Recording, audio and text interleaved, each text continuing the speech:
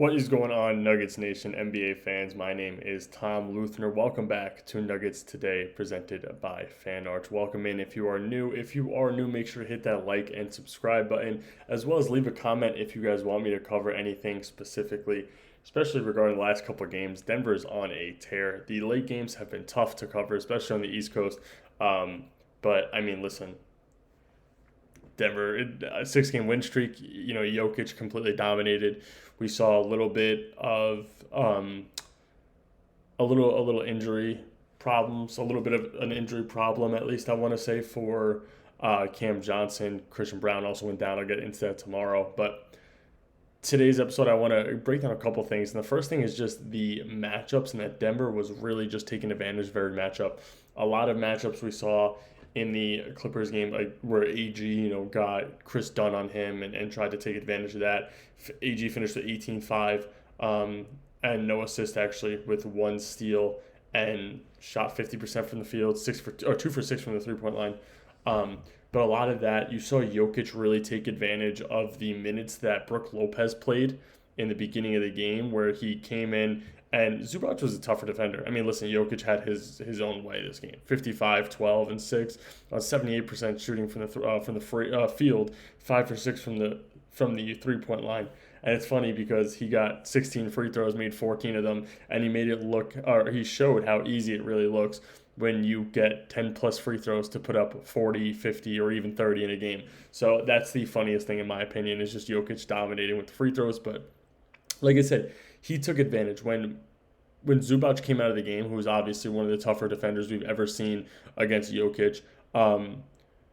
He took advantage of Brook Lopez being in the game. He knew Brook Lopez was slower, and we sort of saw bursts from Jokic, which is something that we didn't see as much throughout the last 2 or 3 years, where you would see him play a slower game. But I like that he took advantage. He saw the slower defender. He got the first step, which is something Jokic doesn't usually do because he's not usually the faster player when it comes to a matchup. But he did that. And the other thing that we saw, and we don't see it a lot, is him. Not that we don't see it a lot. He scores, right? But he completely almost disregarded the passing today. At the end of the game, he was passing a lot more, obviously, because the one thing I didn't like from Adelman was playing him when you're up so much with only like 4 minutes left, I think, or 6 minutes, whatever it was.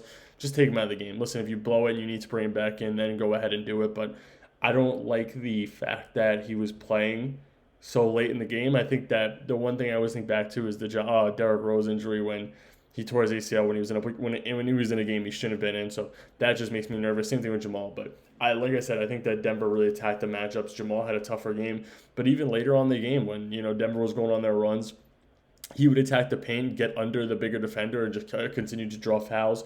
Ended up shooting 4 free throws in the game. So I think that the game plan was perfect when it came to getting the mismatch that you wanted, especially with a team that's very beat up right now, and going ahead and really just taking advantage of everything. I mean, like I said, there wasn't many players who really did much offensively in the game.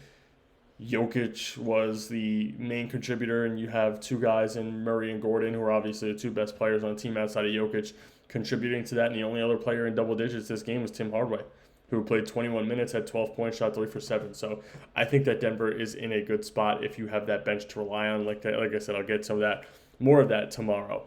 The next thing I want to get into, though, is a player who is on a two-way deal. And I believe Denver still has one roster spot open, and I think that they should just sign him for the remainder of the year. That's Spencer Jones. Spencer Jones came in today, played 15 minutes. He only scored 3 points, right? On the stat sheet, he didn't do much. 3 points, no rebounds, 1 assist, 1 for 1 from the field, 1 steal. He had 5 fouls. But you know what? I'm fine with those 5 fouls if you're going to be a gritty player. I love the grittiness of Spencer Jones when it comes to being able to come in and defend the best player. If you're able to bring him off the bench as one of the last guys on the bench, and you can rotate him, Bruce Brown, and Peyton Watson on guys like Shea, a guy like James Harden tonight or last night that he was able to come in and force a turnover. I think it was the end of the second quarter, end of the third quarter. He comes in and gets a huge stop on James Harden. Harden doesn't allow him to get off a shot. So I think it's massive if you have a guy like that who, first of all, he has the intensity to secure a contract for himself. Second of all, he is really passionate about being on the Nuggets, and the only reason I know that is because I am connected with him on LinkedIn. So being able to watch all his or see all his posts and him break down his own game, I think is massive.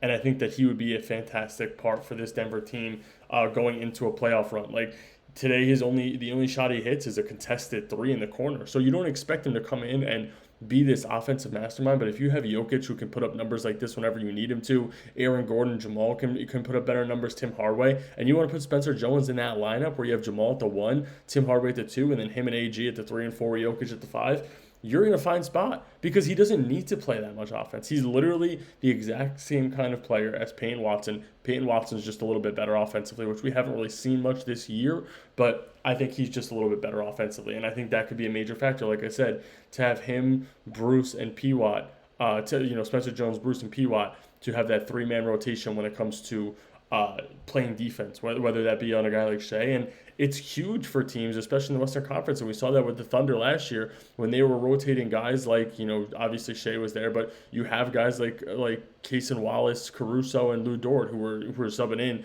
every which way and playing great defense, even Aaron Wiggins. So I think that could be a massive pickup for Denver if they do want to use that last spot. But who knows what happens at the deadline as well. Something real quick I wanted to cover, and I think this is funny because I was scrolling on Twitter and I saw CT posted it, and he, his tweet was, "Who knew that solid vets would make or bench vets would make a difference on this team?"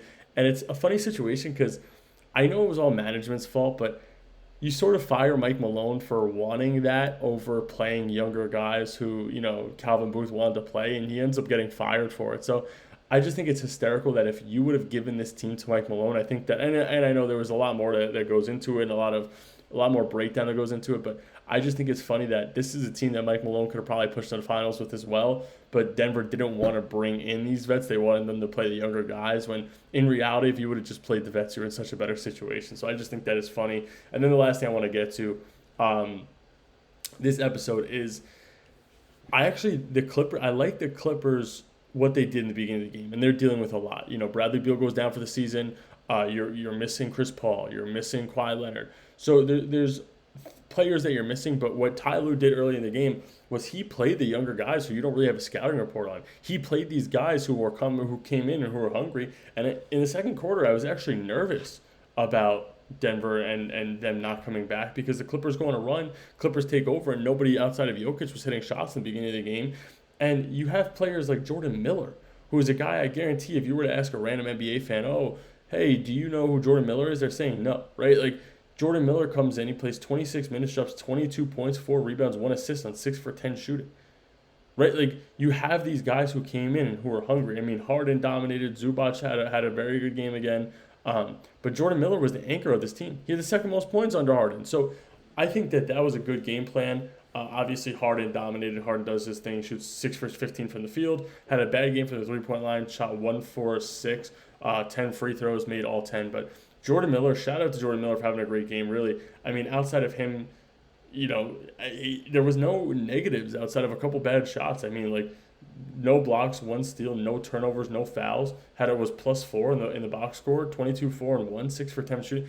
Good for Jordan Miller, right? Like, that's all I could say. And like I said, they're dealing with a lot, so he got a big opportunity. And who knows, maybe he works his way into this rotation now that Bradley Beal won't be there because he is a small forward. So he could probably work into that 2 and 3 rotation. And I also think that it's funny for Denver to win this kind of game because I do think it's a little more personal just because of that first round of the playoffs last year, and you sort of have the Bogdanovic and Jokic Serbian connection, and they're probably going a little harder just because the friendly connection there. But like I said, huge for Denver, another win on the win streak, and hopefully they can continue to roll this way because they're in a very good spot. Let's see what happens with these injuries. Like I said, I'm going to do a little bit more tomorrow on the injuries. But I think that Denver's in a great spot. That was a massive win. Something that we love to see is these long win streaks. So I will catch you guys tomorrow. Make sure to hit that like and subscribe button.